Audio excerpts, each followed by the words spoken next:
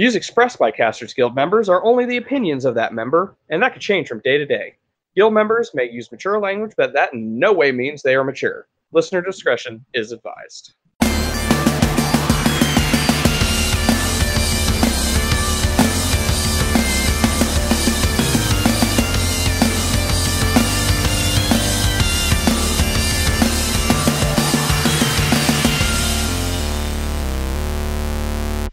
Hey everybody, welcome to the first episode of Casters Guild. Thank you for tuning in.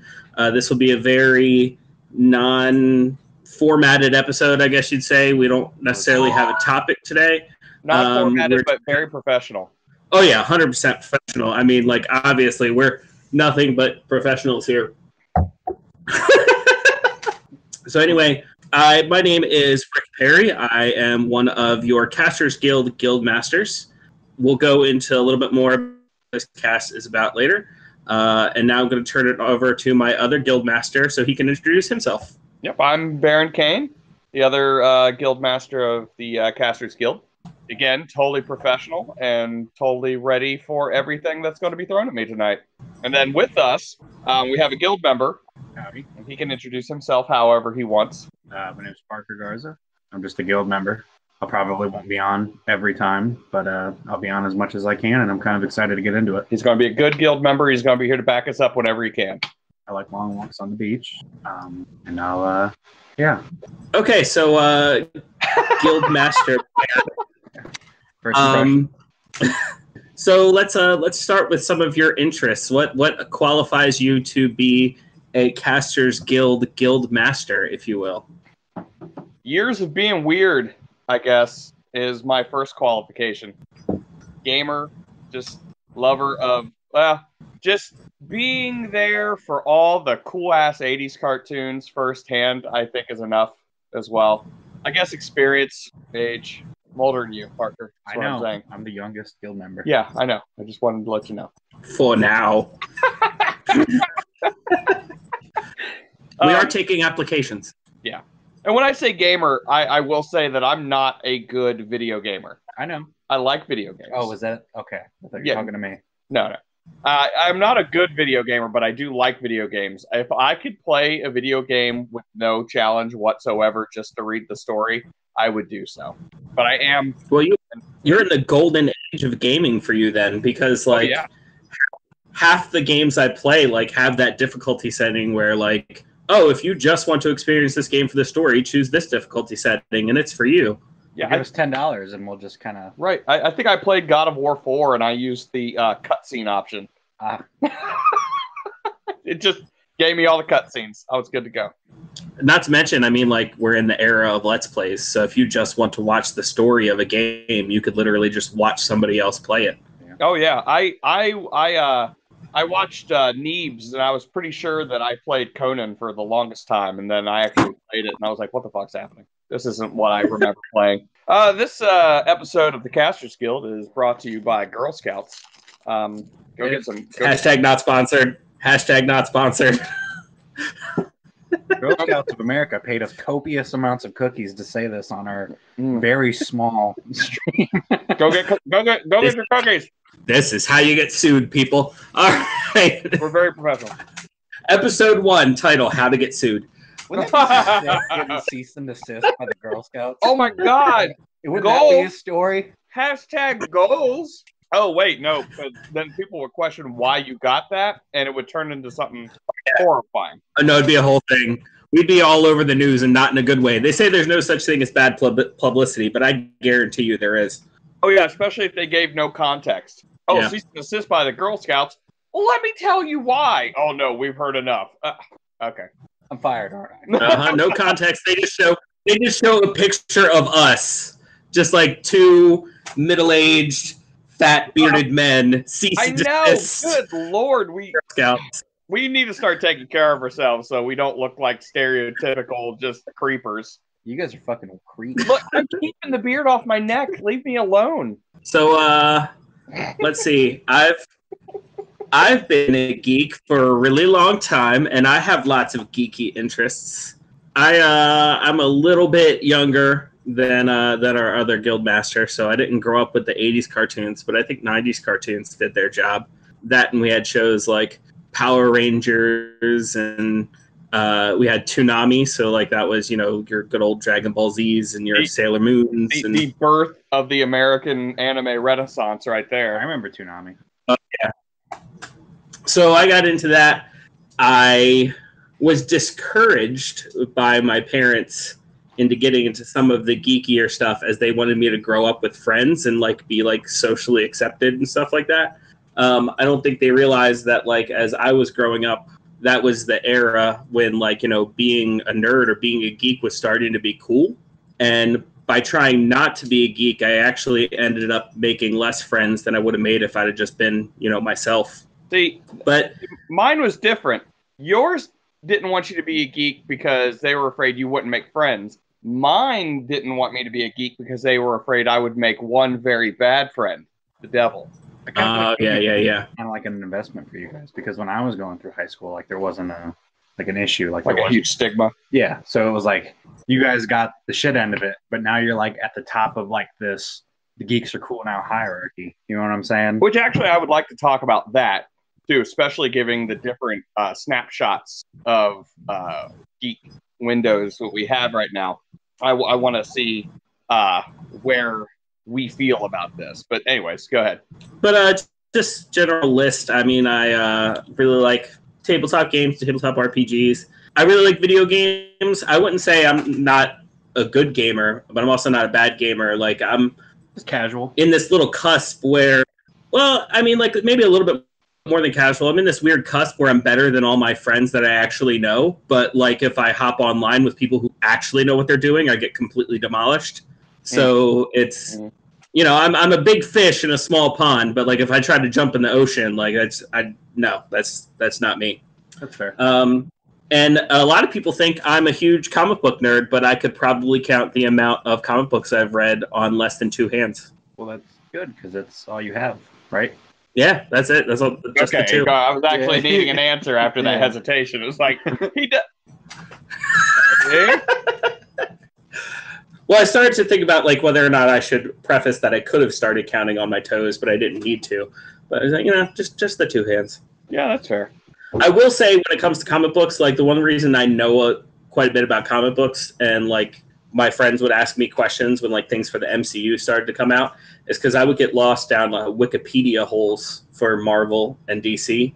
Like I would just look something up and then I'd go, oh, that's neat. What about this? Oh, that's neat. What about this? And I just, click on link after link after link on Wikipedia and read the backstories for characters, which is how like Spider-Man and the Black Panther became my favorite superheroes, just getting lost down their respective Wikipedia holes. Wow. You got lost down their holes. All right, Brad. Okay. Yeah.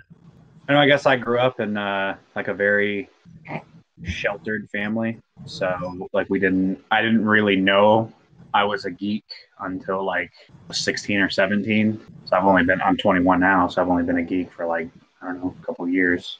What really broke you out into the geek? What really expanded your world? D&D? Well, I was at a game store and I started hanging out with some people and I met this guy who owned that game store and he seemed pretty cool.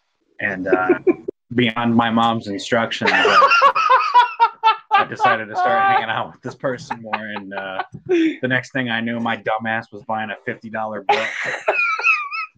And I was built him, so I kept buying them. And then, 10 books later. Can confirm. Oh, and Magic the Gathering. You came into that. You came in with that obsession, right? Yeah, that was a buddy of mine. Yeah, so I'm kind of a new to the whole nerd scene or geek scene. I don't even know my phrases yet. So that's why I'm just a member. We have phrases? Yeah, like you're like you're for the wins and you're Leroy Jenkins. Yeah, and you're like LOLs and LOL League of Legends and LOL and Check GG and QQ more. Yeah, I've never played War. No, what is it called? The Keck. Where did that come from? That online game? When your cousin always played, or your nephew? WoW. World of Warcraft. That's what it is. I've never played it. I hear it's good. I played World of Warcraft a lot. It was fun. I started Again, playing World of wasn't Warcraft good at it. because Barrett played World of Warcraft. Because what? Because you played World of Warcraft. Oh yeah. So what was your And then, like, experience in you D&D? tried D&D? Oh, well, fun fact, I am a Navy veteran, and I was in the United States Navy at the time. And I was aboard the great warship, the USS Enterprise. And, and I was on my way back from my shift. If anybody doesn't know how it works, basically, if you're deployed, you work 12 hours on, 12 hours off, 7 days a week. And so after my shift was over, I was on my way through the mess hall in order to get to my rack because the shop where I worked and my berthing area were on two different sides of the ship. And when I say two different sides, I don't mean port and starboard. I mean stern and bow. So, like, it was the entire length of the aircraft carrier. Shit. But anywho, I was walking through and, like, I saw a bunch of guys rolling dice. And I was like, what's this all about? Because I was an adult at that point and I had been exploring my geeky side because my parents were not there to tell me, hey, you shouldn't do that. And they were playing, I think, Vampire the Masquerade at the time. And so, like, I started watching them play, and then they started playing another game called, I think it was called Exalted, which was another D10 system. Joined in on that game, and I played Exalted with them. Then they played Dungeons & Dragons 3.5 for a little while, and I only played in about 3 or 4 sessions of that. And I didn't like it at all. And, like, it turns out I just didn't like that because of the game and, like, you know, the direction it was going and the way the Dungeon Master told the story. But one of the guys who was in that game with, you know, lived, like, right next to where I lived when we came back from the deployment. And we started hanging out, and he invited me to come to a D&D game that another friend of his was going to be DMing, which was Baron, and that was a game of 4th edition. Now, 4th edition, while being notorious for being a really bad version of D&D, never played. I fell in love with Dungeons & Dragons because of 4th edition. If not for 4th edition, like, I don't think I would have got into it. If not for 4th edition, you'd have played 3rd edition and you'd have fucking loved it. But, you know, no, I fell in love with 4th edition. I loved using, like, different powers and getting the cards and, like, you know, doing the things that I was doing. I ran that game a lot after that just because nobody else was playing it, so I had to run it in order to make games. But, like, once 5th edition came out, I did immediately jump over, and I've been playing 5th edition ever since. Yeah, 5th edition. Hold on, is this? Yeah, it's coming through. 5th edition. I can't. 5th edition is pretty good. 3rd edition is always going to be my favorite. Cheeky fuck. 3rd edition's always going to be my favorite. When you say 3rd, do you mean like straight 3rd, or are you talking like 3.5? Are you lumping them together? To me, it's all the same thing. All the same? Okay. Third, 3. I was asking. 3.5 to me is just 3rd edition with errata. And then Pathfinder is just 3rd edition with just a little more errata. Okay. Honestly, I've played 3.5, I've played Pathfinder, I've played 4th, and I've played 5th. I've never played 3, 3.0 or 2 or 1 or any of that. So I honestly don't know the difference. I mean, like, I hear the stories from, like, the people who have been playing since the beginning about things like THAC0 and stuff like that. And I'm like, what's a THAC0? And then they explain it to me, and I'm like, I still don't know THAC0. I didn't want to THAC0 means to hit armor class 0. And armor class 0 wasn't the best armor class you could get, but it was a good baseline to base your ability to hit said armor classes. The lower your armor class, the better. A base of 10, I believe, was naked. If you had 10 armor class, you were just running around naked. Okay. And not moving. So, like, right now, I would have an armor class of 10. Yeah. Yeah. Then right. We all would. Your dexterity could add to that, or to take away from that. Hmm. And then armor didn't take away, it didn't give a bonus, it gave you an armor class. So, like, if you were wearing, like, chainmail, it was an AC of 4. That's it. That's just it. So it would just replace whatever your armor class was. Yeah. I don't know. Just from you explaining it, I think I like 5E's AC better. Yeah. I like the ability to, like, it just adds bonuses and stuff to your AC. Mhm. I like that better.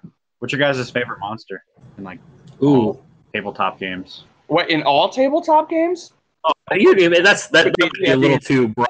Is that too much? Is that too Yeah. much down box? Yeah, that's Yeah. a little much. Let's do Okay.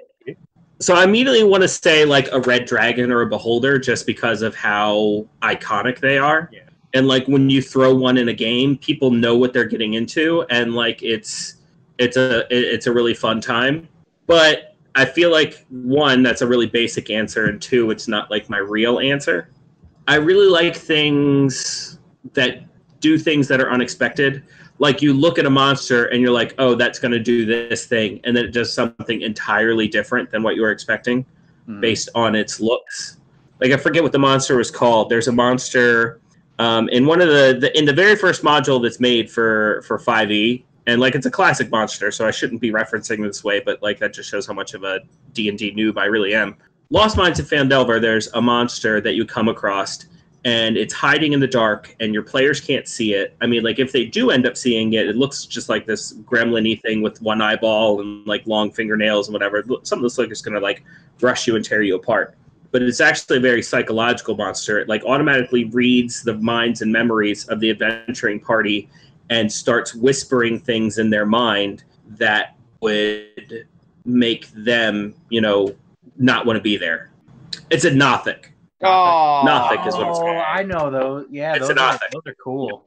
Yeah, and so like basically like I had a group of adventurers when I was running Lost Mines of Phandelver. I had a group of adventurers who had never played D&D before, except for my wife, and she had only played a few. We played modules from 4th edition, but that's all she had ever played, and everybody else had never played D&D before, right? But due to this day and age, they had watched things like Critical Role. They had heard of their friends' stories in D&D, and so like I had like this really good group because all they knew of D&D was that you could use it to tell a really good story. You know what I mean? So like that's what they were all trying to do, which was amazing. So like every one of these people, I had like these page-long backstories that they had written out for me. You know, their hopes, their fears, their strengths, their weaknesses, everything. So when they came across the Nothic, I was able to role play like exactly what they needed. And like what I did was I actually kind of kept it a secret from everyone because the Nothic was individually speaking into their minds. So I was actually writing on Post-it notes, like this is what you hear in your head, and handing it to that character and being able to see on their face like the emotional impact that these things I was writing was having on them was just an awesome experience as a dungeon master. So I think right. Yeah. Cool. And like the thing is, if they'd actually got their hands on this thing, they'd immediately be able to demolish it because like the level where they were and like, you know, the CR rating of that monster, but just like, you know, be able to play with them a little bit. So I think because of that experience, I'll have to say my favorite monster in D&D is the Nothic. Gelatinous cube. I knew you were going to say it. It was either that or werewolf. Yeah, see, werewolf. The problem with werewolves in D&D is that another game ruined werewolves in role-playing in that they made it better. And that would be Werewolf the Apocalypse. A lot of the classic monsters in D&D, like if you come across like a werewolf or a vampire or a mummy or a ghost, like, you know, things that people traditionally think of as scary, or a zombie, like they don't have the same impact as in D&D as they do in other media unless you change them from rules as written in order to have that kind of impact. Again, not sponsored by this guy because he doesn't sponsor people. He gets sponsored. But what's the podcast? Is the animated spell book? Z Bradshaw. Z Bradshaw. Oh my God, he did a rewrite on zombies. Oh my God, he made them infectious. He made them able to spawn other zombies. So he just buffed them up. Oh, it was beautiful. Turn them into zombies that you want from movies. Like I sat there watching this with a raging censored. Oh, okay. Yeah. I mean, really, we'll watch it. We'll watch it seriously. Not the censored. Before we get too far off, why gelatinous cube? Gelatinous cube. It for me, it goes with that iconic. and it's simple and it's beautiful. Like I love the way they look. Just the image of this cube just shimmying along, and everyone's like, with like a little body in it, and it's just like floating along. and Adventure Time. Oh, yeah. Well, and let me tell you, and Adventure Time, they had a gelatinous cube in Adventure Time, and it did inspire the most cringeworthy thing I've ever heard out of Adventure Time. And it was Finn saying, "Don't flaunt it if you're not going to give it up." I was like, whoa. Like with as progressive as this show is, and he said that, it's like, wow. But yeah, I love gelatinous cubes. And then I saw that they were doing that Funko Pop of it, and I was like, I need that, and I'm never. I already have it Huh? I already have it pre-ordered. Oh, I don't think I'll ever be able to get it. Let me tell you, man, Funko Pops. Now that we can hit that tangent, Funko Pops have replaced all of the collectibles in my life. Nice. Like, I don't buy a collectible unless it's a Funko Pop now. And, like, that's actually how I justify my giant Funko Pop collection. Because, like, if I want a Funko Pop, I buy it. Like, I don't go, should I buy this Funko Pop? Do I have the room for it? I just buy the Funko Pop. Because, like, I look at it and I go, because I'm buying this one Funko Pop, there are 5 other collectibles I'm not buying because I'm saving money for Funko Pops. Like, I have a giant collection of Funko Pops, and trust me, it's not that I didn't spend a large amount of money getting this collection. I think I'm getting ready to break 200, actually. I've saved money with that collection because I used to buy all kinds of little frivolous things just to put on a shelf, and now, like, I'm spending a fraction of that on Funko Pops. Nice. It's there's worse habits. You could be on heroin. Oh, 100%. Yeah, you could be 100% on heroin, but you're not. Uh-huh. No, I'm not. Mm-mm. And it's like I've talked shit about Funko Pops before, and it's like, wow. It's like, I just can't see me having a huge collection of Funko Pops. And here I am. I've got 3 Funko Pops on my desk at work. I've got 2 Funko Pops at least in the house somewhere. And I'm like, oh my God, I have a small collection of Funko Pops. I've never bought. I have none. You know what I really like though? Q-Figs. I don't even know what that is. Q-Figs are great. Oh yeah, that Batman right there. Okay. That Batman's a Q-Fig. Huh. Mm-hmm. They're really cute. They're almost chibi, kind of. At my on my desk at work, I have the best comic book couple that's never met: Deadpool and Harley Quinn. Oh, yeah. Well, to say they've never met, I guess you'd have to say they've never met in canon. But there have been a lot of what-if stories. Oh, there has been tons of fanfic, let me tell you. Well, not even just fanfic, but, like, there's been official, like, what-if stories, hasn't there? I'm pretty sure they've done, like, official... No. Well, they wouldn't have DC characters in a what-if comic anyways. Well, they've done crossovers, though, right? Between DC and Marvel? I mean, yes, but I don't think neither Deadpool nor Harley Quinn was in the last big DC crossover. Gotcha. I've never been to superheroes, so I don't know. This is like out of my ballpark. Yeah. The last big crossover was DC versus Marvel, and then the ensuing amalgam comics where they mashed them both together. And I don't think either of them were in that. Also, kobolds are my favorite. Oh, yeah, we came back. You love Trash Dragons, huh? Hey, it's a kobold. Oh, you missed it. Apparently, the that little fear demon in the basement, called Anger, a trash dragon, and the group ran with it. Oh, okay. They love the term trash dragons. Okay, I like trash dragons. I like how they can be both super simple level 1. In fact, your bard has named the group the Company of the Trash Dragon. Oh, okay. That's a thing. Oh, I remember you talking about this. Yep. The Rangers. Named our game in general the Chronicles of the Trash Dragon. Yep. Yeah. I don't know. I just like how they're both like a low level monster and a high level monster.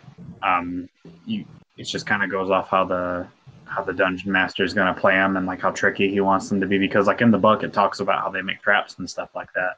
But it's your interpretation of how grand and damaging you want those traps to be. So if it's just like a 2-room dungeon and there's like a spear in the wall somewhere that pokes out, that's for like a good, first level character campaign. But like you can get to the point where there's like 50 rooms in this dungeon that leads to like a dragon's horde, and like in every room there's like 30 plus damage traps that the rogue has to figure out. If he doesn't figure it out, then the damage is just going to be drained to their resources until they go fight the dragon. Plus, there's also intelligent kobolds that can even like have good role play with interactions with the players. See, I would like to make the argument that all kobolds are intelligent. Mm-hmm. Yeah, I mean more of like the. You mean like the civilized ones almost? Yeah, like you've been fighting through these waves of just common kobolds, and eventually you get to like the armory or like the throne room or the hatchery, and then in the center, standing this fairly large kobold with wings, and he's sitting there with his staff and his short sword, and you guys can kind of like, I don't know, conversate, make a deal or something like that. He's obviously the leader, so like maybe you guys could figure a deal out. But I guess, yeah, you could also do that with the smaller kobolds. I mean, shit. I remember being in a game where they literally just paid the kobolds to fuck off. They were like, hey, how about we just pay you money and you leave? And the kobolds were like, all right. I mean, yeah, that's a thing. Yeah.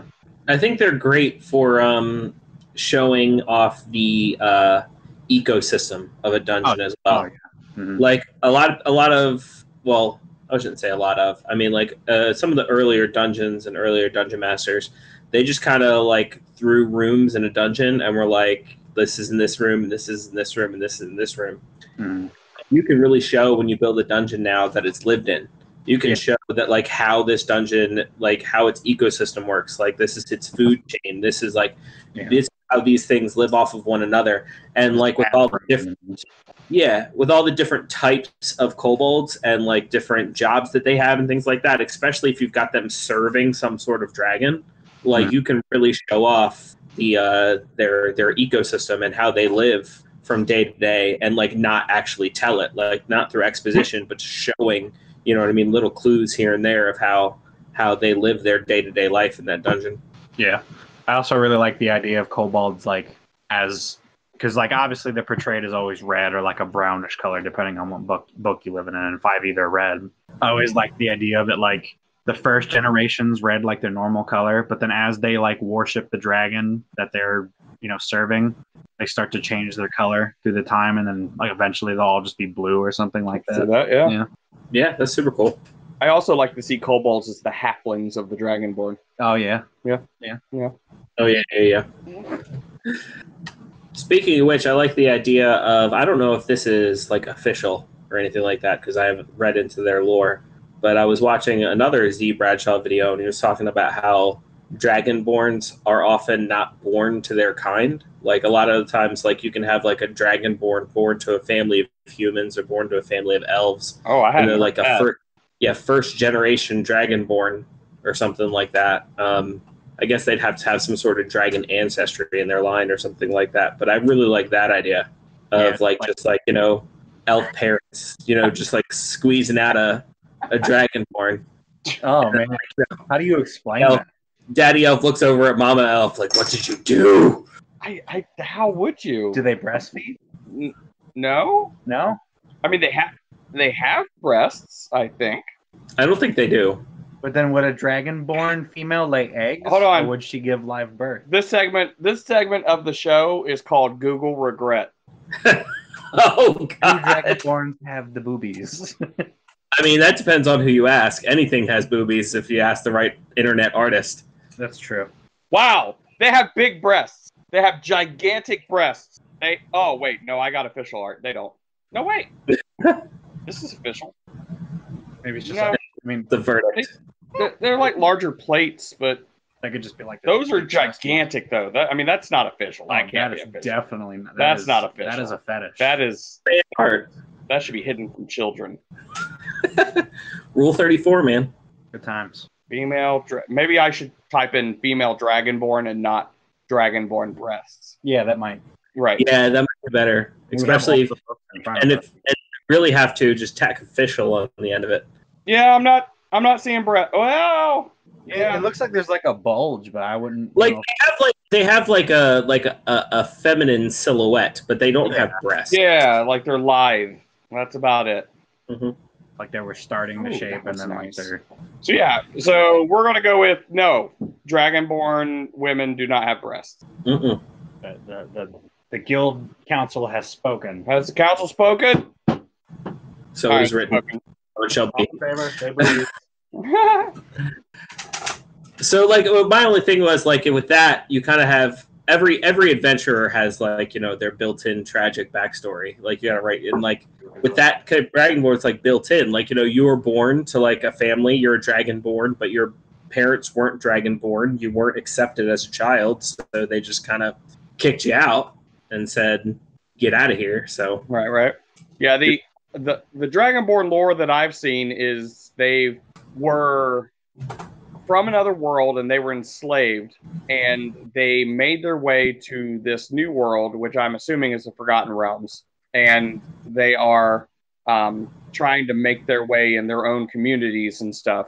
And they don't really like dragons. They don't really like dragon gods. So, a dragonborn follower of Bahamut or Tiamat is kind of unheard of because they don't trust dragons because they were their slaves. right. So that's the lore that I've always heard. Yeah, that But makes sense the too. thing about D&D, there's so many different worlds. Yeah. I mean, hell, Dragonborn have existed forever, Yeah. but they were called Draconians on Kryn. Mm-hmm. So, And obviously, everything's just left up for the interpretation of the dungeon master. yeah. And in Forgotten Realms, you also have half dragons, and half dragons and Dragonborn are two entirely different. Entirely different. And but they look if you looked at them like in 5th edition, the only difference is half dragons have tails, and Dragonborns don't. Yeah. Dragonborns don't have tails? Not in 5e, like officially. I mean, they could if you wanted them to. Yeah, I guess they could. Yeah, I mean, anything can have anything if you wanted to. I mean, Also, at least in You're 5e, right. Elves have tails in my world now. nice. Like another thing about the difference is that half elf or half dragons, they seem to be like they have way sharper facial features. And half dragons always, to me, seemed more mutants than anything. You know what I mean? They don't look like natural humanoid dragons. They're always like these mutant, you can see there's like scales are just breaking out in some parts, or referencing Critical Role again, one of the guest stars, I can't remember her name right off the top of my head, character or player. Great character though, but half of her face was just dragon. Who played that character? Really well known, and I just can't even place her face right now. Mike Wazowski. Oh my God, get out. Anyways. Can't help it, man. I've never seen a single episode of Critical Role. Yeah, me neither. I've sat down to watch it before, and then so I guess I've seen parts of episodes, but I always end up looking at how long the time investment, Like a 4-hour episodes. timestamp, and you're just like, ugh. And I ended up doing chores around the house, and then I've missed too many details where I'm like, what's going on? And then I have to start the episode over, and then it's just so I just haven't gotten into it. Yeah, it took me a bit. I tried getting in from I guess we're talking about Critical Role now.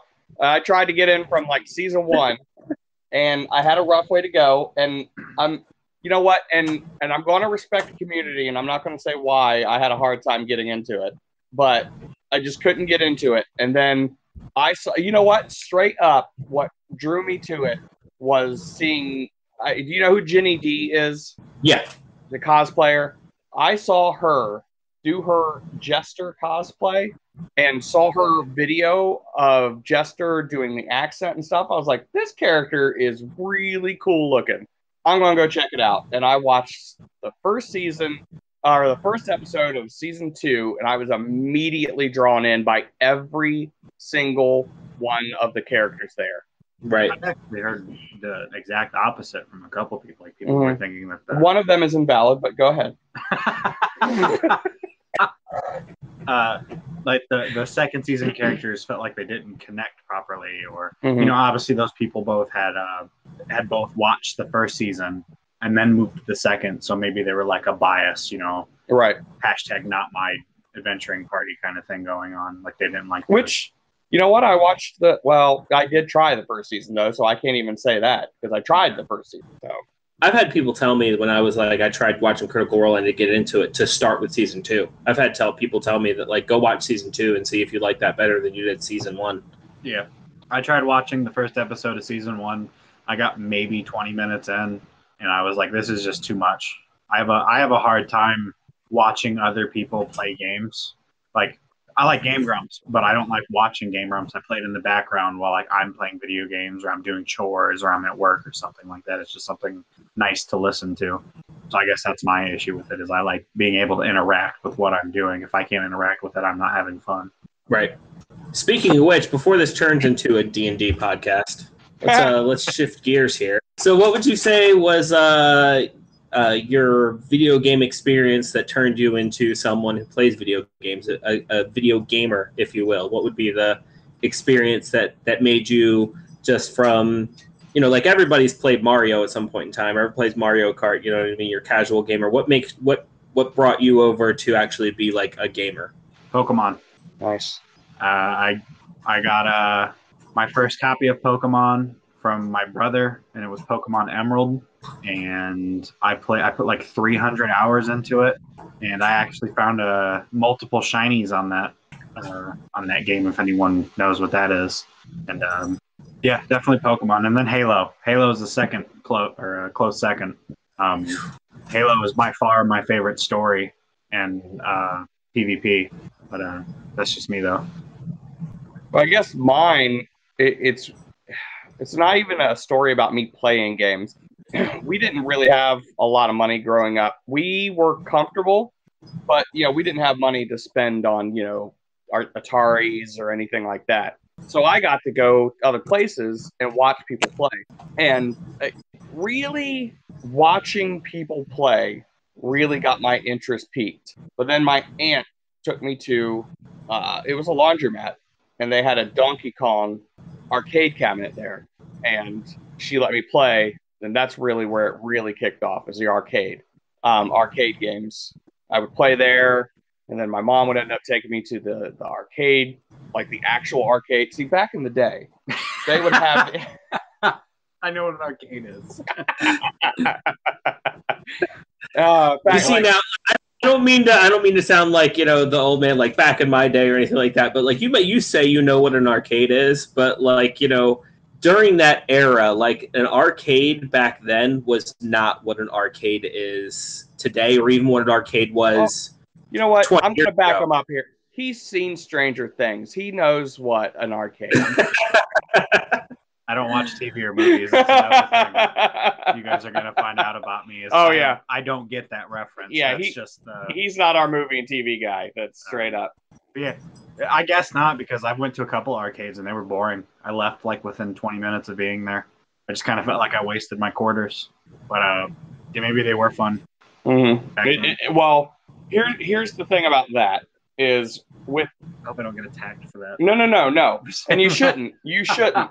Because you grew up in the time of the home console. You grew up in the time of the handheld video. And when I say handheld video games, we had handheld video games when we were young, but it was just a dot that just moved up and down the screen and avoided things. Old. We are.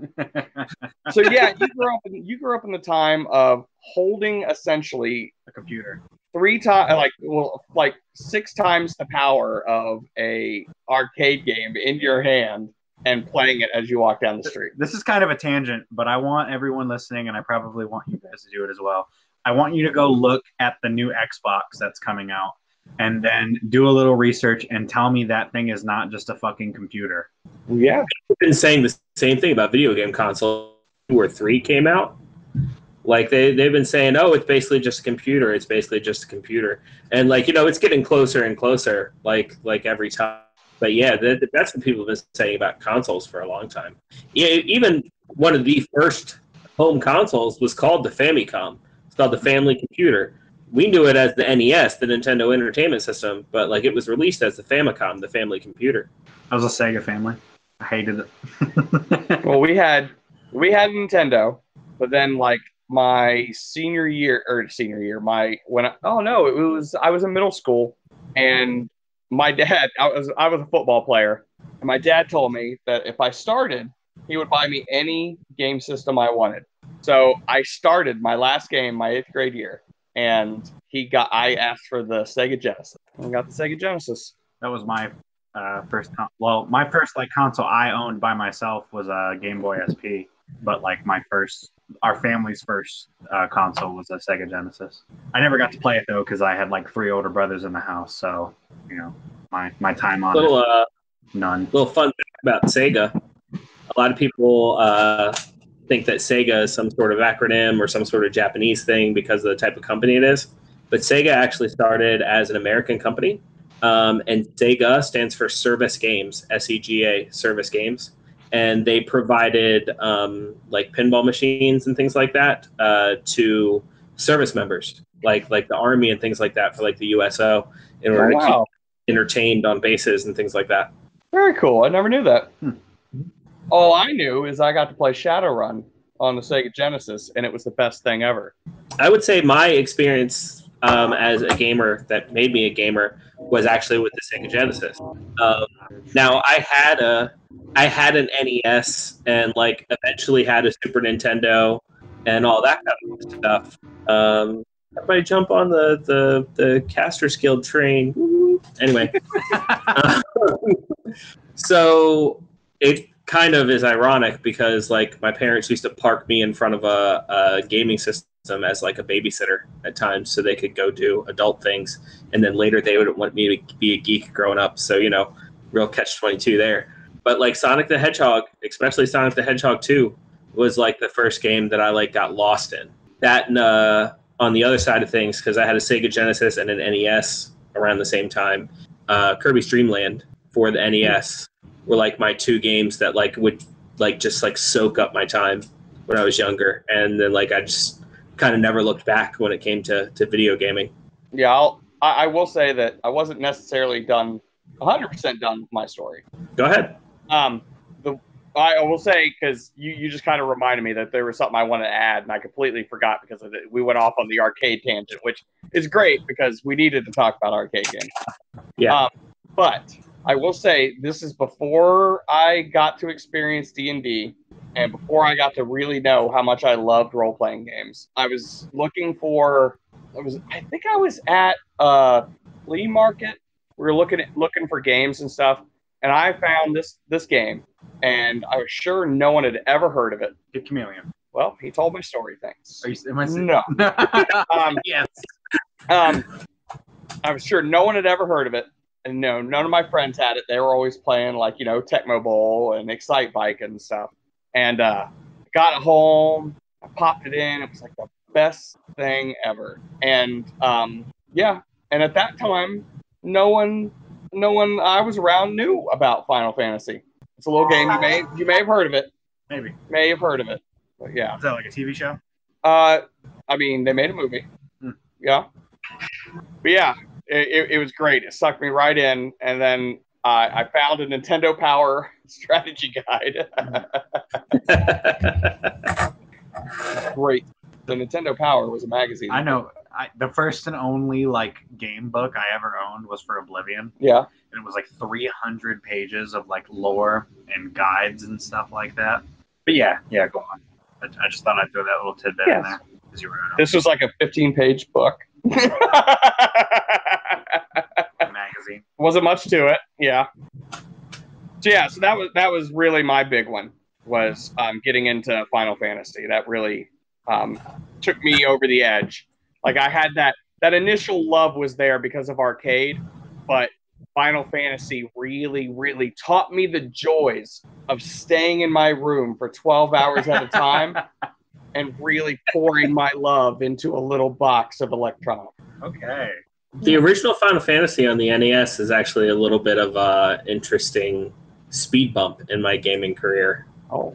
A lot of my video games I had for the NES and the Sega Genesis were like secondhand. Like my mom just had friends who like played video games, and they were done with video games. They'd give them to my mom, and then I would play them.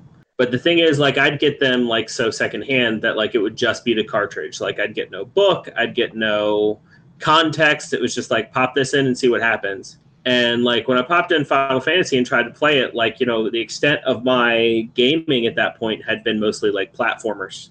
I mean, like back then that was platforms. You had Mario, you had Sonic, you had Kirby, like I said, Contra, stuff like that. I mean, like the most adventure-y game I had played up until that point was like, The Legend of Zelda, which, that's a story of a love affair for a different time. But like, when I popped in Final Fantasy, I was like, what is this? I was like, this is all menus, and this is like, I have to pick characters, and like there's this story, and like, you can go here, but you can't go there, and you can go here, but if you go here, you just get like completely demolished because you're not ready to be there, Going in the wrong area, just yeah. So like, it definitely didn't turn me off to the game. I looked at that game as a challenge, and not even like the game itself being difficult, but like figuring out how to play it and what it was supposed to be was the challenge for me until like I eventually, like got a hang of it. And like, by the time I got off, the first, I guess, continent in that game would be the best way to explain it. You know what I mean? You beat Garland, like, the first boss that, and like, you can start. By the time I got off the first continent, I had it figured out. And like, I think I spent more time on that first continent than I did with the rest of the game because it took me that long to figure out how the game worked. Yeah. Yeah, it really is. Like, especially back then, good Lord. Even having the book that came with it, it doesn't touch all bases. Yeah, no, you would have to go out and get that Nintendo Power Book. And if your parents wouldn't, or you didn't have the money, there's no internet, so it's like, you're fucked. There was no internet. That's what I'm saying. Well, yeah, I mean, it wasn't even like whether your parents could afford it or not. No, I'm saying if they couldn't afford the book or anything. Oh, yeah. There was no internet. Oh, yeah. Oh, I see what you're saying. I thought you were saying if they couldn't afford the internet. I was like, no. I perfectly understand. There was an internet back then. Yeah, it was that consumer. It was not consumer ready or consumer available, and it's not the internet we know today. But like, technically the internet did exist back then. This guy. Sorry. Guy. Take your I mean, am I really being a geek or a nerd if I'm not hitting you with the actually? Actually, he just nerd-splained to us. I can feel the sprays of dribble through the screen. There it is again. So another thing about arcades. Final Fantasy breasts. Why am I doing this? Because you're a perv. Anyway, another thing about arcades. I realized that today's arcades, I went to an arcade, and I would say no less than half of the games there were just mobile games put in an arcade cabinet. Like it was games that you could get on your iPhone or your, Android phone, and they just put them in an arcade cabinet. And instead of microtransactions, they ask you to pump more quarters into it. Yeah.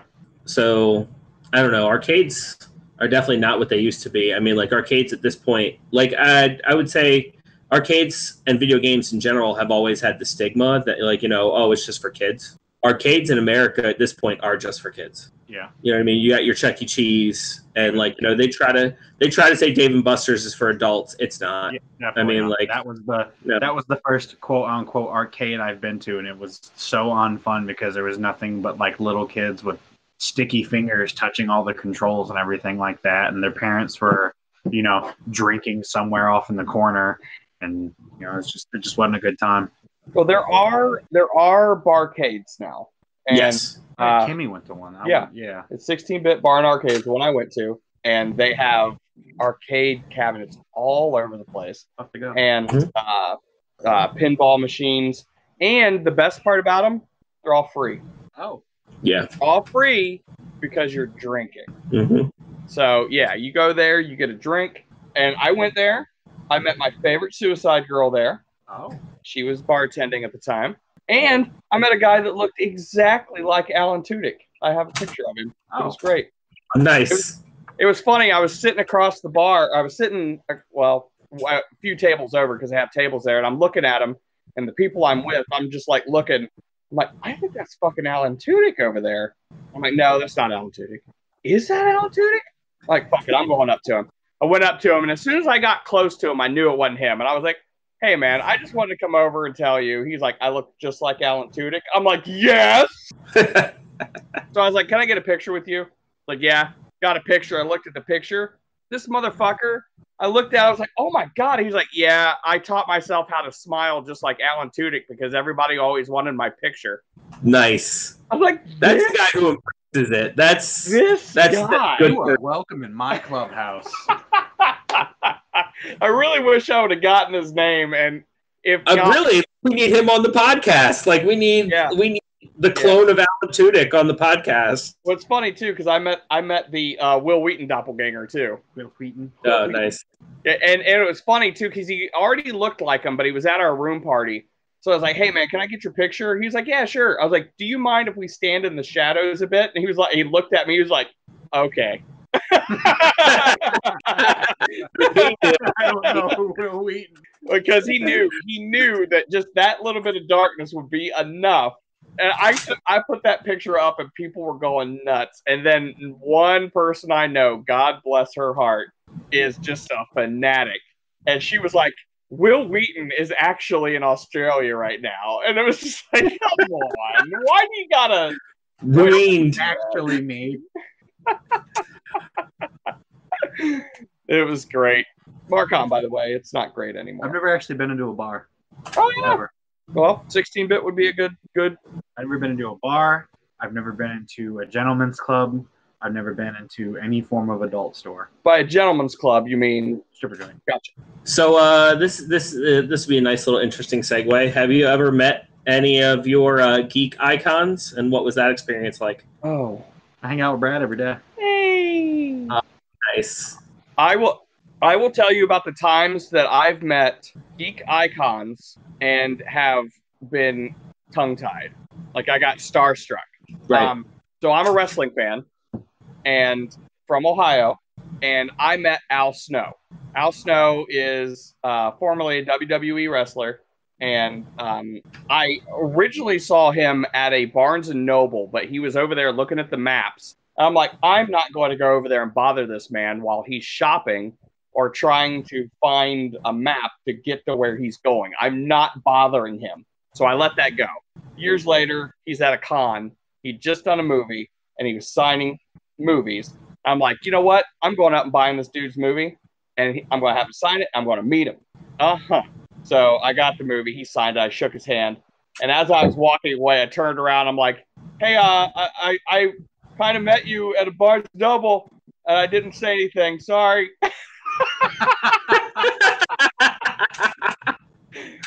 Oh, that's great. Yeah. And he was like, you should have said something. I was like, I didn't want to bother you. I'm so sorry. Looking for maps. Yeah. And then I got to meet Riddle from Riddle's Messy Wardrobe cosplayer. I met her at Dragon Con. I got a calendar and I just couldn't talk at all. Got my picture taken with her. I'm crying in that, but don't pay attention to it. Right? Yeah. No. Yeah. Don't pay attention to it at all. That wet spot is I peed myself. And then I was at another con and I saw James Duvall walking down the hallway. I'm like at the corner, so there's a hallway here and it goes off to the right. And I see him walking towards me. I'm like, and I've seen, okay, the movie Nowhere back in my younger times has a place in my heart as like a very awkward movie. But me and my group of friends loved it. And we watched it all the time. So here he is. Oh, he was also in Independence Day. You might know him from that if you ever watched Independence Day. He was Randy Quaid's older son in it. Okay. So anyways, he's walking down the way and he walks up. We make eye contact. I was like, hey. He's like, hey, how's it going? He walks down there. And he's almost out of range. I'm like, I loved you in Nowhere. He turns around. And he's like, oh, man, really? And he came back and started talking to me. He shook my hand. Oh, nice. Right? His name is James Duvall, right? Yeah. He said, you can call me Jimmy. Does that mean something? Yeah. It means it's better than first name basis. That's like, that's not nickname basis. Yeah, not just first name basis. We have gone to familiar. One more step, and I've been calling him Daddy. Yeah. Or vice versa. Well, and then another. Please. Oh, my voice is cracked. And then a step after that, I'm exploding in his bed and turning into a cockroach, and scuttling away. Please call me Daddy. Right. I probably would have. That's it sounds. Maybe. And then, I wasn't tongue-tied with this because I was on the clock. I got to hang out with Voltaire, like multiple times. I was his handler. I wasn't great at it. Mm-hmm. As in, I was the guy that got him from point A to point B. Anyways. Your chauffeur? Well, that would imply that I was just driving him, but I would escort him from, like, I would show him where he needed to go and stuff like that. Oh, okay. Yeah. Again, I can't say I was great at it, but, Sure. you know, I was also working against what the con was giving us, too. He's a fun guy. He's a fun guy, full of energy. No way I could keep up with that guy at all. At all. Word. You? The only, I don't know. I've never met anyone that was like an idol to me. Mm-hmm. I mean, the only idol I've ever had in my life is Steve Irwin, and obviously I'm not going to meet him. But so no, I can't say. But like the only famous quote unquote person I've ever met is he's just kind of locally famous, the Night Owl guy, Fritz the Night Owl. Oh yeah! Oh my God! How did I forget about that? He's a hero of mine too. Yeah, he's the only like popular guy. Yeah, Fritz the Night. Okay, so anybody listening, you all have your local horror host. I know you do. Look them up, and when you do, I want you to watch their shit because it's awesome. You still have a horror host. I guarantee you. They may be just doing stuff on the internet. They may only be doing stuff at your local movie theaters, but they are doing stuff. Look them up. Back in the 80s, early 70s, or late 70s even, maybe even in the 60s, I'm not sure. We had Fritz the Night Owl. And he did not match up like with your regular horror host. You'll get a lot of horror hosts that are like ghoulish and like they have the ghoul face paint and they're made themselves up to look like monsters. No. My Fritz the Night Owl, Goodbye. he had on like a nice silk shirt. He had bell bottoms, big glasses that look like owl eyes. Newspaper hat. What? No. Maybe. No. And he had a voice made for radio. Oh, definitely. Because he did do radio. Yeah, I was like, that's what I heard. He was like, yeah, he got big from was radio hosting. Yep. But yeah, and he was our local Columbus horror host, and he did. And it wasn't just horror, you know. He would introduce Godzilla and all that stuff. It was great. Just culture flicks. But here where I'm living now and where Parker's living, we have a movie theater, and he comes and does shows. What, every couple months, maybe? I don't know if he does them anymore. Mm-hmm. I think I can't be for sure. I haven't been keeping up with it, but I think what happened is Fritz decided that he wasn't working with the theater anymore because he wasn't getting enough business from it. It just wasn't worth his time. There were other places he could do. And, you know, he's obviously an elderly man now, so he doesn't have the same energy that he did when he was younger. So he can't just keep going. He has to pick and choose his battles now. And but I think he doesn't do it anymore. But yeah, when he was doing it, he was there like once a month. It was pretty frequent. It was like the second Sunday of every month or second Wednesday of every month. Or something. Oh wow, like that. It was a big deal. A lot of people came in from our town to go see it. A lot of people from Columbus came into town too. Yeah. I think every time I went, it was a full theater. Oh, definitely. When I would either work tickets or concession. Which is a big deal for that theater. It does well. The theater does well, but now we're going to get. I feel like I want to get into movies and the state of movies now, but I want to do this after Rick talks about his stuff. But I mean, just a brief thing with the way movies are nowadays. A lot of people aren't going to movie theaters anymore because they don't have to. Yeah. Disney Plus now is going to be like a huge hit to movie theaters because Disney movies were such a large income. So now those aren't even going to be necessary anymore if you got Disney Plus.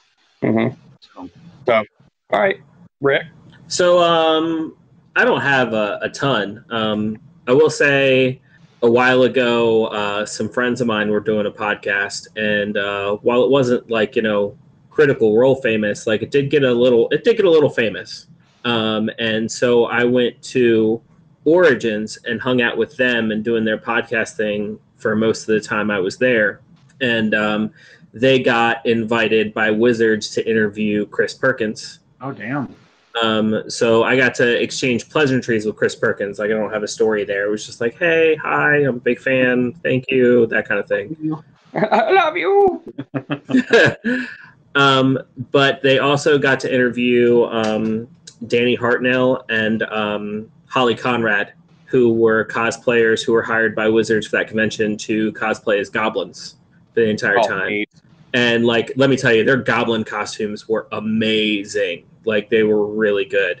This is before Holly Conrad got up in the pro Jared controversy. This is like back when she was still married to like Ross from Game Grumps. And so they decided, they asked her after they were done interviewing for the podcast, because I had been bugging them the entire time at the convention. I was like, hey, once you're done doing your podcast stuff, we should try out this True Dungeon thing. It looks really cool. And so at the end of the podcast, they actually asked Holly and Danny, they were like, hey, we're getting ready to go do this True Dungeon thing. We've got a couple empty spots. Do you want to come do True Dungeon with us? And they did. So like, I got to do True Dungeon with Holly Conrad and Danny Hartnell, which was super cool. Like that was super fun. And like, I had an Instagram at that point. And like for a good year, the only picture on my Instagram was a group picture we took with like me, my friends who did the podcast, and Holly and Danny. And I was like, because like that, I felt like that was cool enough to post online. Oh, you just never posted, and then that was the only one you posted? Yeah, exactly. Just because, like, I don't know, like that's in that time of my life, I felt like I didn't have anything going on that was cool enough to post online. So I was just like, this is cool. You know what I mean? This is something that's worth someone's attention. So. Yeah. Okay. Did it at least get a lot of attention? It did not. Put some hashtags on there? No, because I had no idea what I was doing. That's okay. I don't know what I'm doing either. And not a geek icon, but I also once met Richard Karn in an airport. Nice. If you don't know who Richard Karn is, he was on Home Improvement for a long time. Acting opposite Tim Allen as his character's name was Al, I believe. Yeah, that's a blast from the past. I once told Lou Ferrigno there was no room on the elevator for him. Yeah. And then I turned around and saw everybody had scooted back to give him room, and I was the dick standing there telling him to get the fuck off my elevator. I mean, but like, still, I mean, the elevators have weight limits, and. No. I'm not dying because you're a celebrity. Oh, no. I yelled at this man to come back and get on the elevator. Oh, yeah. I realized as I was yelling that he's deaf and that I should have yelled at the dude beside him to tap him. But he came back and he rode the elevator with us and it was all good. Huh. Nice. What a story. Yeah, I was a dick to Lou Ferrigno and I lived. I'm also a bit of a stan for my friends who do anything like creative. Like, you know, I would throw a lot of my own personal friends on that list if it wasn't like, you know, doing this for a podcast and everybody kind of like roll their eyes at it. But like my friends who are doing their podcast, like I was the biggest fan for their podcast. So just like hanging out with them while I was doing that. One of the people who was on that podcast had wrote several plays, and one of those plays became a movie. And like one of that movie is like one of my favorite movies. So like I made him sign his own Blu-ray, even though he was just like dude I knew. And then like, you know, anybody who does something creative, like I love that. Like I almost look at them as though in the same light as a celebrity. They just happen to be a celebrity I know. Yeah, I've grown up in like an urban or a rural environment my entire life. Rural. Oh, I messed that one up. So I've never really met a lot of people, and I just got my license like a couple months ago, so I haven't really had the transportation to go anywhere big. But now that I'm, you know, becoming more and more of a responsible adult, I want to go out and do things. So I'm excited to go to my first Comic-Con. I don't know when I'll be able to do it. I'm just excited to start going to more gatherings of what's becoming my people, my subculture. Nice. So yeah, you got a lot of good ones in your area. Yeah. I mean, even just a little bit outside of I would consider Indianapolis our area too. And that, I mean, you go out that far and there's even a lot of good ones that way too. Yeah. I'm pretty sure sooner or later people are getting like just the way we talk about our surroundings. People are just going to cross-reference. If this gets big, people are just going to cross-reference it and find out like exactly where we live. What? Yeah. Nobody on the internet would ever do that.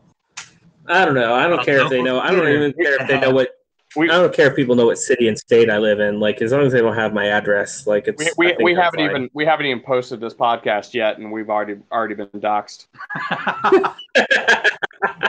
Somebody's already hacked in and is listening. Right? Yeah. It was Parker's comment about not liking arcades. There's already like a bunch of mails stuffed underneath my mail. It's all from Brad. Oh, poor us. Okay, so you want to talk about movies? So yeah, basically the state of the movie theater, I guess. I don't know, I'm feeling kind of bad. I mean, they're doing okay still, but nowhere near as good as they used to be. I mean, it's horrible that the drive-in movie theater is dying.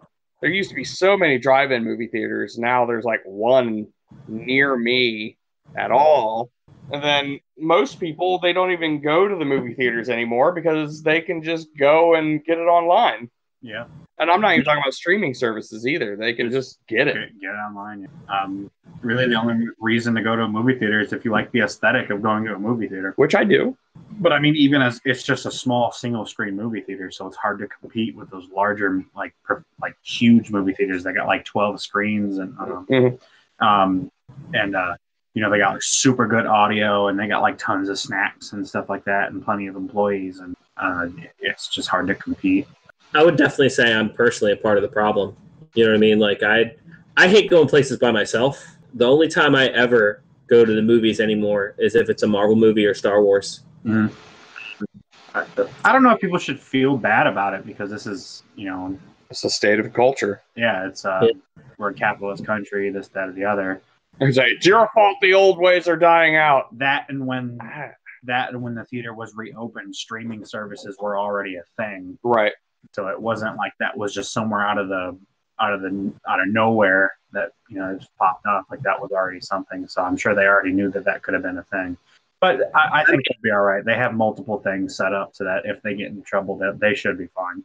I flirt with the idea of going to movie theaters for like their special events and things like that. Mm-hmm. Like every once in a while, they do like a Miyazaki thing where they'll like show one by one like each of the Miyazaki films in theaters, and I'm like, oh, that's super cool. And then like I can't get anybody to agree to go with me, so I don't go. Yeah. Or like we have a really cool theater right here in my hometown, and like it's been there forever. They not only show movies there, but they have like plays there. And like I've lived here for 7 years now, and like I've still never been once. Not one time have I gone to see a show there. You know what I mean? Like I've been like, oh, I want to go see that. You know what I mean? Like they were showing Raiders one time. They were Raiders of the Lost Ark. They've had, you know, live shows I've wanted to go see. The guy even offered, like, once a year I'd do a charity live stream where I'd stream video games for 24 hours, and I'd live stream the whole thing. And the guy even offered to host me one year and, like, didn't even ask for any payment. He was like, you just have to buy insurance for the space. And he was like, other than that, I'll comp everything. Even with him being nice and all that, I still haven't gotten off my butt and gone to see a single show and support him at all. Yeah. Sounds like something you should do. I think it'd be cool. Yeah.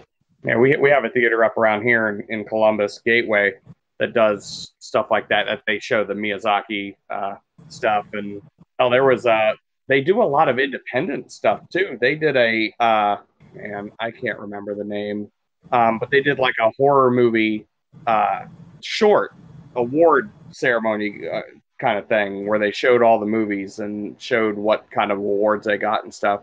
So that was cool. But yeah, they do a lot of that stuff. And actually, Fritz was doing stuff up there for the longest time, too.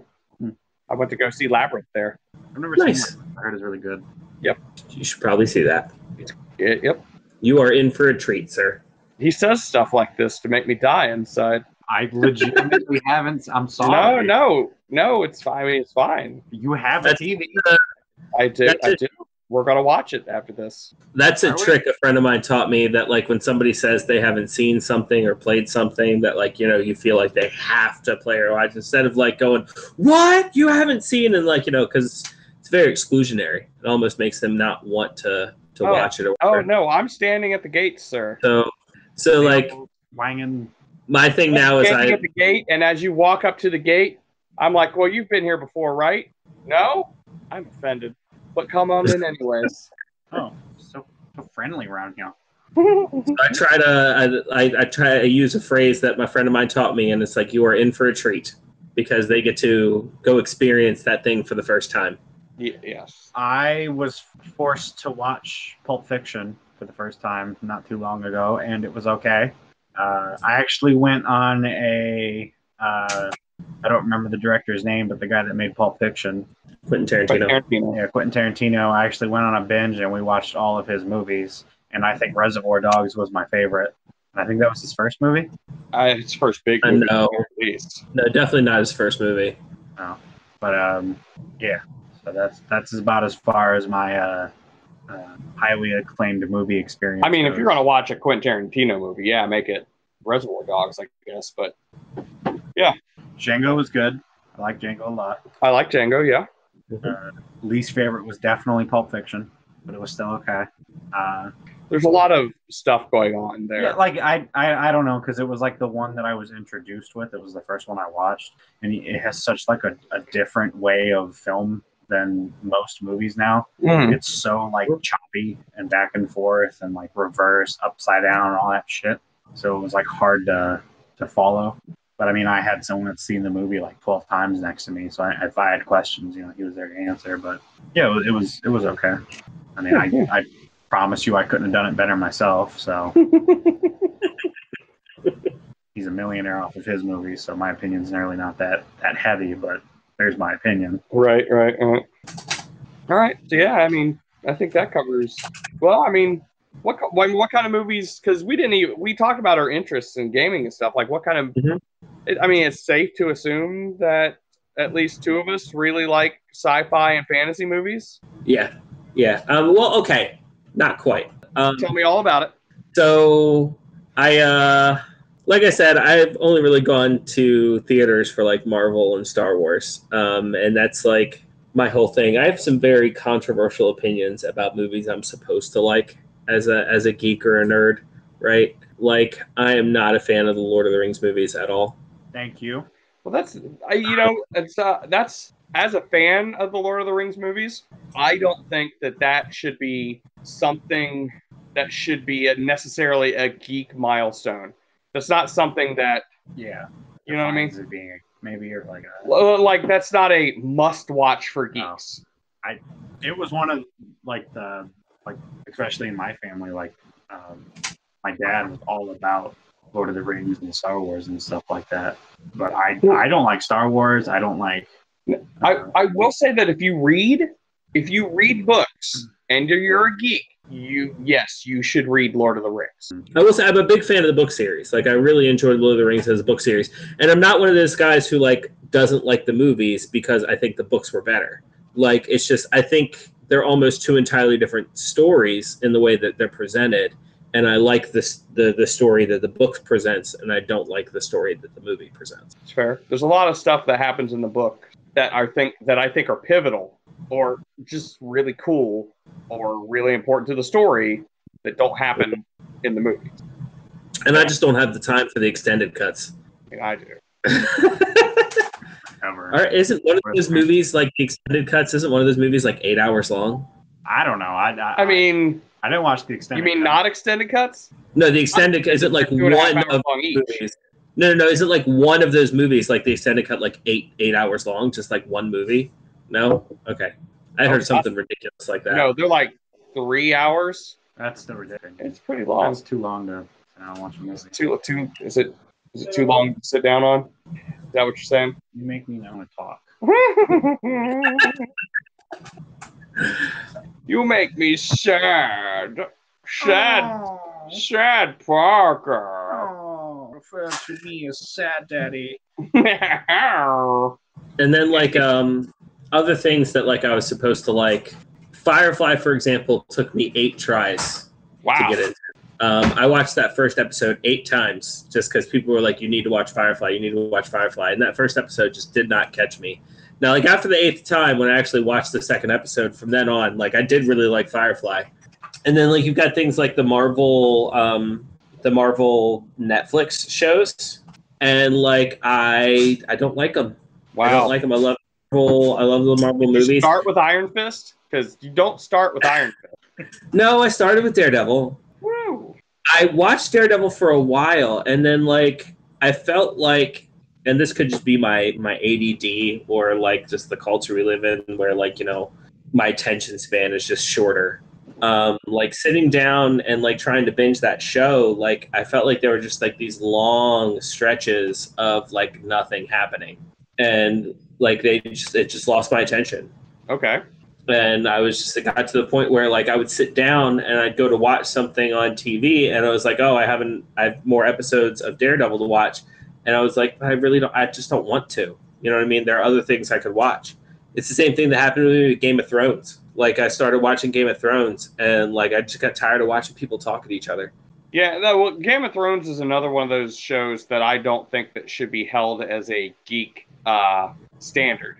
Right. Like it shouldn't be like you need to watch this to be considered a geek, because no, it's not something that should be considered necessary. The Game of Thrones problem for me, I think, also stems from not only just people just standing around talking at each other, but like so many stories going on at once and bouncing back and forth between them.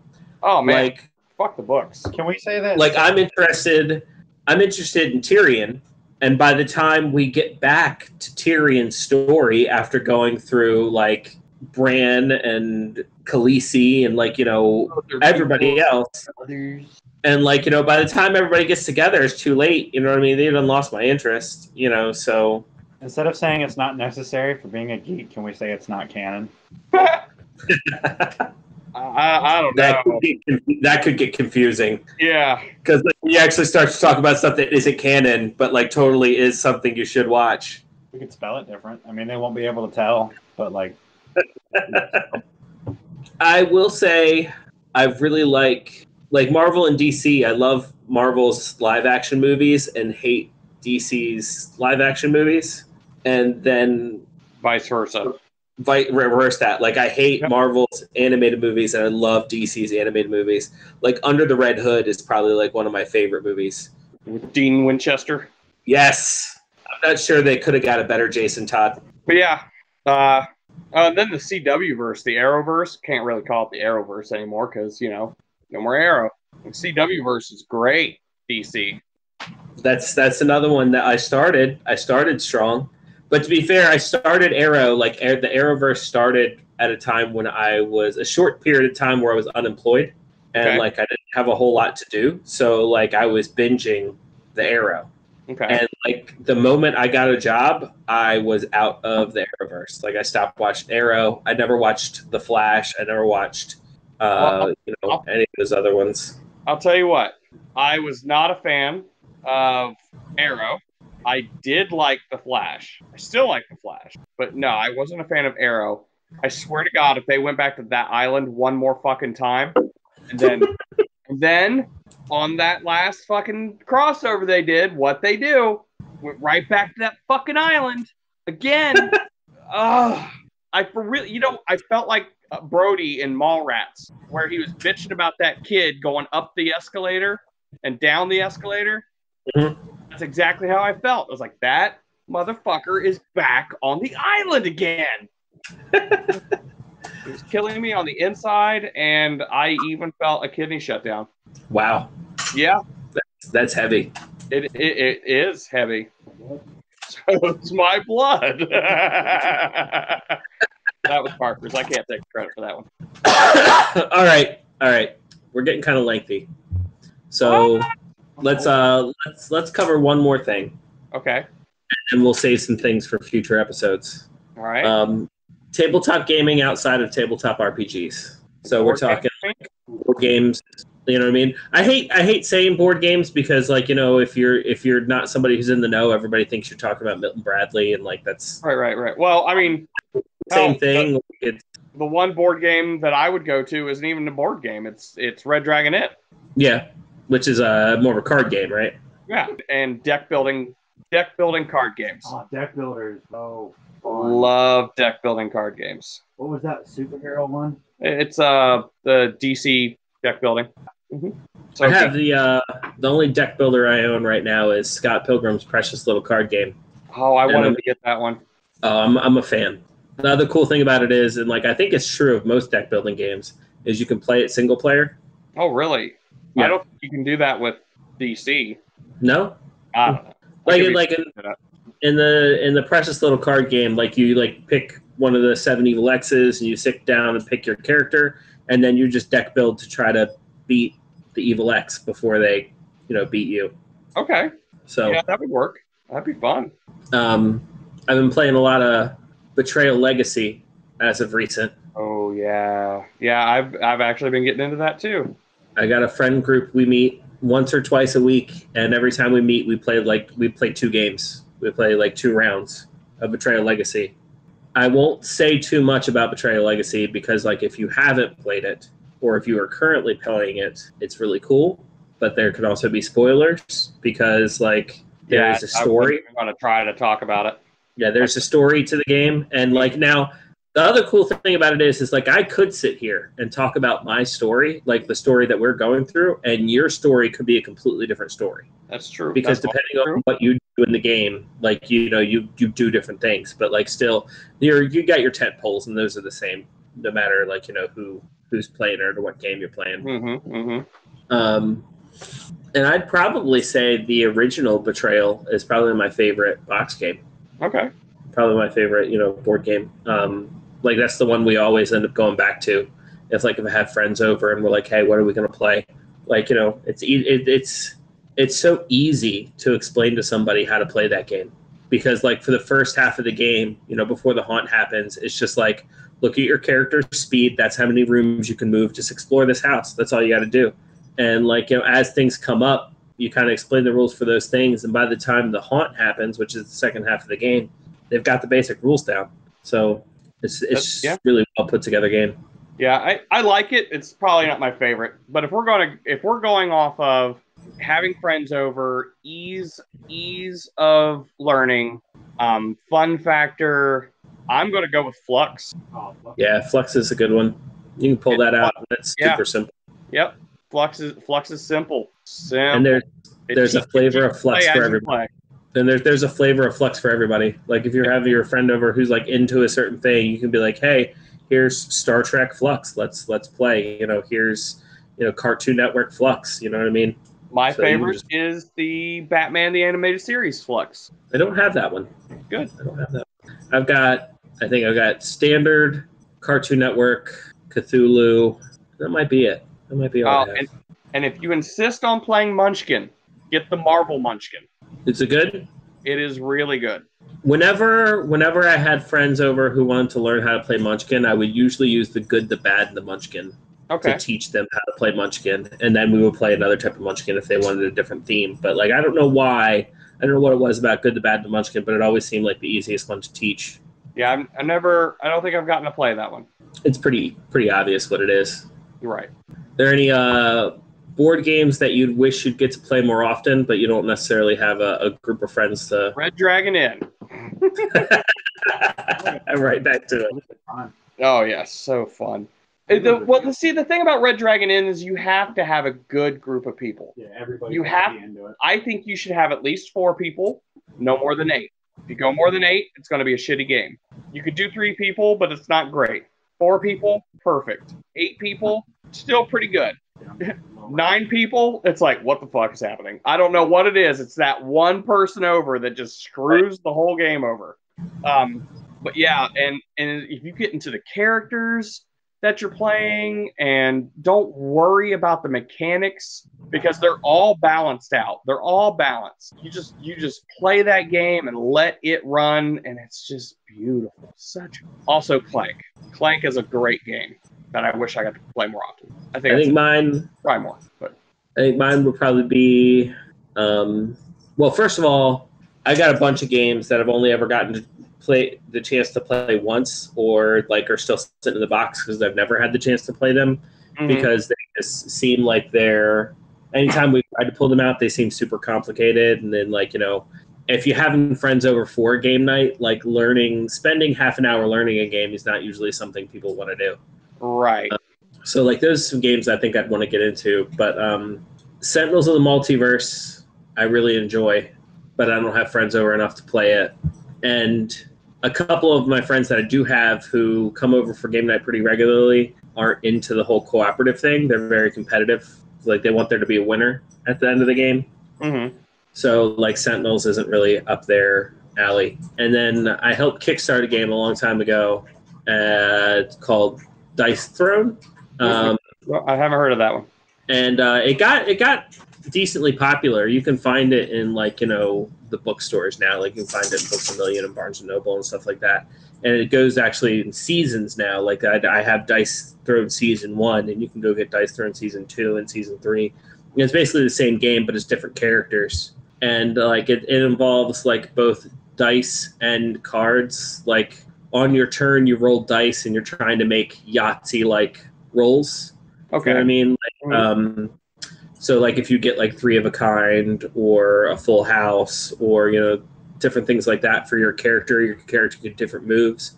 So like the Season 1, you've got like the monk, the paladin, the ranger, the thief, the sorcerer, and the fighter, and like they all have different moves they can do based on what you roll. And then like you're also drawing cards, and like you have like a kind of like a point buying system for the cards, almost like a deck building thing. And the cards can modify your abilities or modify your rolls. And you can play 1v1 or 2v2, or have everybody for themselves, and like you're just kind of trying to be the last person standing.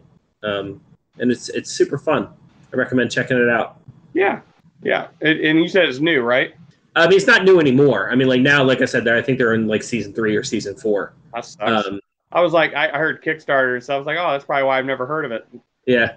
No, like, yeah, it got kind of popular. I mean, like, but, you can't expect everybody to keep up with every game that comes out. I mean, like, that'd be ridiculous. Yeah, I tried for a little while. I tried. And my buddy Mike is actually way better at keeping up on all the new games, but I mean, even he can't keep up with all of them. So, right. Yeah, it's a rough, and it sucks too because there's so many good games. I love Kickstarter for what it's doing in putting great games in the hands of people that would have never gotten it before because big gaming companies would have never made them. Right. So yeah, definitely Kickstarter's doing good work. That's how Betrayal started, actually. Now that I'm thinking about it, I'm pretty sure I helped kickstart Betrayal. Like Betrayal, as in like the first, not Betrayal Legacy. Yeah, like Betrayal at the House on the Hill. Like I'm pretty sure that was a Kickstarter. Wow. Because I thought that was an Avalon Hill game. Avalon Hill bought it after, so you have Betrayal at the House on the Hill 2nd edition. A lot of people don't realize that they have 1st or 2nd edition. And Avalon Hill put out the 2nd edition. I have the 1st edition of the game, which I got as a Kickstarter backer. Now, the more that I think about it, I'm like, yes, I did do that. Because I remember seeing the Kickstarter, getting excited about it, and I remember like forgetting I had ordered it and then it coming in the mail, and then trying it out and the components being really bad. Like the copy, the 1st edition that I have, like the character cards, the little that you put on the character cards to show your stats, the clips don't stay on the cards. Ooh. So like, you know what? Now that you mentioned it, I think I remember playing that before. They never stayed on there. Yeah, so like there are a bunch of free apps you can download that do the same thing. So like I literally, anytime somebody comes over to play, I'm like, download this app, it's free. You're going to need it to play the game. But like not to knock the makers of the original copy at all. I mean, like they made an amazing game, and like something that like was unheard of, I think, at the time. I mean, like the fact that you could play that game over and over and over again and have a different experience every time is still amazing to this day, but especially for that time in gaming. Yeah. And like, it got good enough that Avalon Hill picked them up, so. Yeah, I mean, it was a great concept, and I think it was probably a bigger deal than, I bet the people that sat around and thought of that idea were like, this is a great game. Everybody that plays it loves it. They had no clue how big it was actually going to be. Sure. Yeah. All right, so anything that you think that we didn't cover that you want to say as a wrap-up? Or? I mean, in this, without, I guess as a wrap-up, I like where the world of geek is going. I like all the, like, you get all these people that bitch about, like, all these old school gamers, all these old school geeks bitching about how everything's becoming so mainstream now, and oh, we used to get beat up for this stuff. And it's like, okay, but why don't you shut up for a second and realize that people aren't getting beat up for this shit anymore? Right. And they're making way more stuff now, which is putting it in our hands. We're getting so much more stuff now than we used to. Like, you know, we can bitch about all the different editions of D&D, but look at all the dice that we can get, all the miniatures that they're making, all the books that they're putting out now. How easy it is to find a group. How easy it is to find a yeah, and you know, it's still hard. But you know, back then in the society that we're in, in the society we're in, like these big companies like Wizards of the Coast could turn around and like shut down half of these small companies that like are making like publications for their game, like, oh, this is an unofficial D&D supplement, or this is unofficial D&D minis, or this is an unofficial thing to help you with your D&D. Like Wizards of the Coast could turn around and like shut like more than half of them down, and they don't. You know what I mean? They just let, you know, especially in the capitalist society we live in, like they that could be a move that they could do, where they could turn around and buy these people up in order to try to make more money. But like the geek culture they just allow that to thrive and exist, and that's, I think, awesome. I think part of that could also be people would probably just go to Pathfinders if Wizards just starts being a douche. Pathfinder. Yeah. Oh yeah, but like that's the thing. Pathfinder is the best example of Wizards shooting themselves in the foot. Yeah. But I also think, like, if Wizards really wanted to, like, that's one of the things they could have turned around and shut down. No, they couldn't. They really wanted to. No? No, they couldn't. Okay. And I'll tell you why. Because they put it in their own fine print. Wizards put it in their own fine print in the open source game, in the open license gaming of 3rd edition. Mm-hmm. They made it so that Paizo could use that D20 system as long as they came up with their own fantasy world. Mm-hmm. There's nothing they could do about it. So not only did Paizo take this system that was started by Wizards of the Coast, make their own game from it, but then they also proved through 2 more editions that 3rd edition could have just kept going. You think about how, like, just the difference in supplies and resources that the Wizards must have compared to the Pathfinders. Mm-hmm. And I mean, most people I talk to prefer Pathfinders because there's just so much more material and so much more official and unofficial stuff. Yeah, and that's the thing too, is, you know, people say that they're different editions. That's fine. 3rd edition, 3.5, Pathfinder, sure, they're different editions. But guess what? You can still take your silly ass down to the other editions and use shit from that and take it into Pathfinder. Everything that came out for 3.5 and 3.0, even if it takes just a wee bit of adjustment, you can use it in Pathfinder. Right. So there's so much. And all the splat books that came out in 3.0 and 3.5. Oh my God, so many splat books. The all about talking about the editions and the edition wars and that whole thing, that could be a whole episode unto itself. That really could be. So yeah, well, that's where it is. I'm just happy that the geek world is moving the way it is, and it's more mainstream. It's up and up. Bitch about the Big Bang Theory all you want. Bitch about Stranger Things all you want. It's stuff like that that's putting good games in our hands. I was one of the people that went through high school and middle school as like a, you know, an upcoming geek, and I never had once an issue. Not once had anyone ever called me out on it, teased me about it. Mm-hmm. If anything, it was shocking how many like footballers and, you know, like people you would think would be just straight jocks, right, would hear you talking about like World of Warcraft, and then they'd stop and be like, "Oh, you play World of Warcraft? What's your username?" Nice. And like I had I used to play Pokemon like at lunch in middle school, Monster Hunters and Pokemon and stuff like that on my PSP. And I remember there was like plenty of people that would just watch me play and have anything bad to say about it. So, and that's great. Yeah, that's awesome. The only other thing I'd want to say is I hope this episode has given people an idea of who we are and like what. And despite all that, we hope you come back and keep watching. That'd be neat. Yeah. I'll not be here, but I'll be thinking about you. He'll be here in spirit, and the cardboard cutout that I had made of him. But we don't claim to be experts on anything. We don't claim to know more than anybody else about anything, especially when it comes to these topics. This is just stuff that we like, and some of it, that we're passionate about. And we just want to talk about it. And hopefully, you listen to us talk about it, possibly joining into the conversation when we have an email set up or something like that is something that you'd want to do. Other episodes won't be exactly like this one. We're going to have a little bit more structure and topics and stuff like that. But, hopefully. I think that was a big thing. Like when we started talking about the topic tonight, I really didn't want it to be straight edge. Yeah. We have a schedule that we need to cap. I wanted this to just be boom, just free form. We just go at it. Talk about yourself. Again, like you said, people are getting to know who we are, and this is really introducing them to how we are, how we talk. So yeah. All right. So how we treat our guests. And if you know us personally and you're listening to us and there's something you want to talk about, let me know, and we might structure a whole episode around it and make you a guest.